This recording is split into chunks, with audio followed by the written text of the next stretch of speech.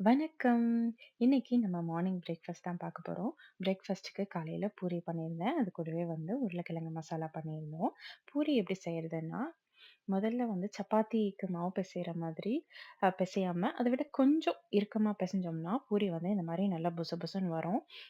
கொஞ்சம் லூஸா பிசைஞ்சிட்டோம்னா, எப்படி தட்டையா வரும். பெருசா நல்லா இருக்காது. பூரி புசு புசுன்னு வராது.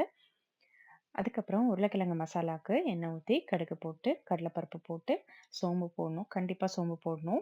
அது கூட வந்து பச்சை மொளகா, அதுக்கப்புறம் வெங்காயம். வெங்காயம் வந்து கண்ணாடி மாதிரி வர அளவுக்கு வணக்குனா போதும். அது கூட வந்து மஞ்சள் தூள் கலந்து, அதையும் கொஞ்சம் மிக்ஸ் பண்ணிட்டு, தண்ணி ஊத்திக்கணும்.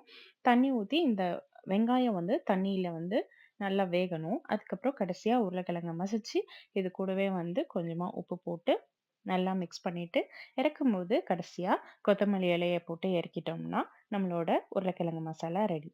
தேங்க் யூ ஃபார் வாட்சிங்.